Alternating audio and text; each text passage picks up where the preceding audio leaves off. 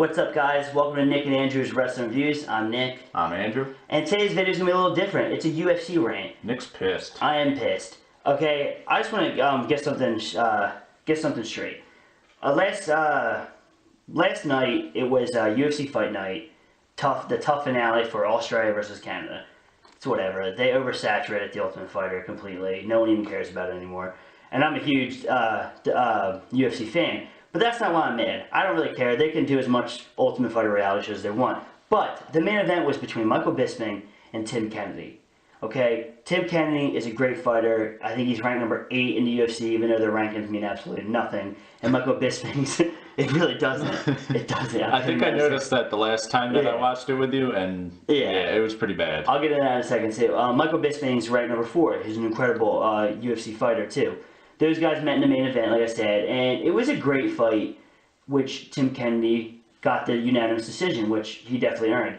But through the match, what kept pissing me off was the commentators of Kenny Florian and John Anik. They make me angry anyway because they always take people's names wrong, and they just sound dumb. And don't get me wrong, I like Kenny Florian as a fighter, but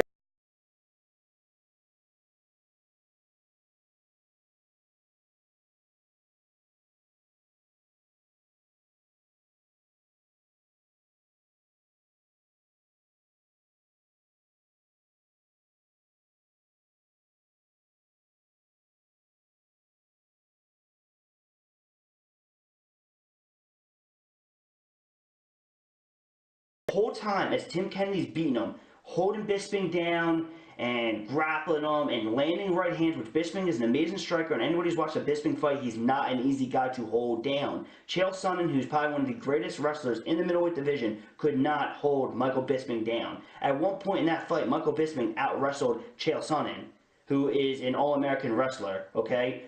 So through the match, they didn't give any credit to Tim Kennedy, which pisses me off unbelievably because Tim Kennedy deserves every ounce of credit that he gets. Okay, no one has done what he did to Bisping last night. Outstrike him, and then he out-wrestled him. Okay, so the whole time, all the commentators kept talking about, oh, Bisping's been out for a year because of his eye.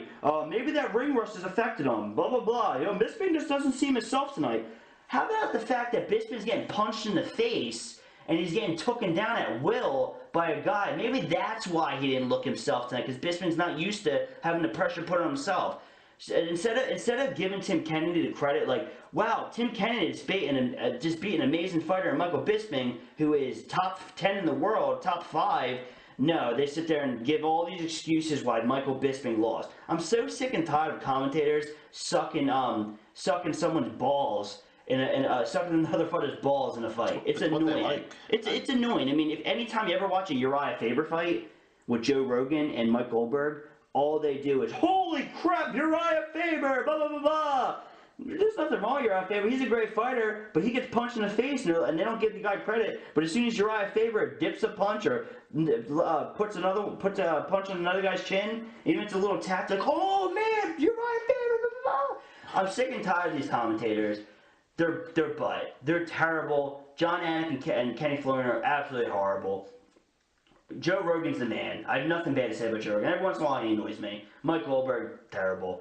Dan Hardy, he's a good commentator, but I feel like I'm watching Cage Warriors when I'm watching UFC Fight Pass with Dan Hardy and I don't even know the other guy's name, some other British dude. And I just feel like I'm watching Cage Warriors, so I feel odd because Cage Warriors isn't that great. But all I gotta say is, give Tim Kennedy credit. He deserves it. The guy is a Army Ranger, okay? He's served in Iraq.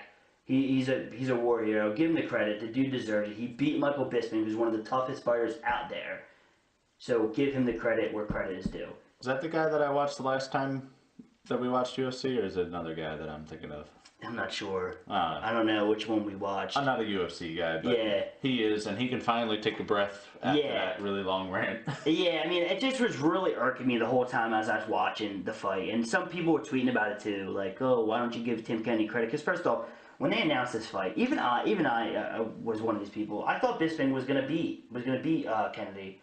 I didn't think it was gonna be too easy to fight, but I thought Bisping would get the nod. I thought Bisping would outwork him. And, you know, I didn't think he'd get Bisping down that much because a guy like Chael Sonnen and Rashad Evans couldn't get him down. Stop. My girlfriend's making fun of me. Couldn't get him down. And I thought that Bisping would do a lot better. But, you know, Tim Kennedy brought it. Tim Kennedy was ready. He knew. He's now 3-0 in the UFC with the wins over Roger Gracie, Rafael Natal, and Michael Bisping. So three great guys to get wins over. He out-grappled Roger Gracie, who is a jiu-jitsu black belt. His family name is Gracie Jiu-Jitsu. Okay, Rafael Natal is a rising contender. He's not top 10, but he knocked him out. It was a great finish. And then just beat top 5 Michael Bisping. And congratulations to Tim Kennedy. UFC, get new commentators, and that's all I got to say about that. All right, see you guys in the next video.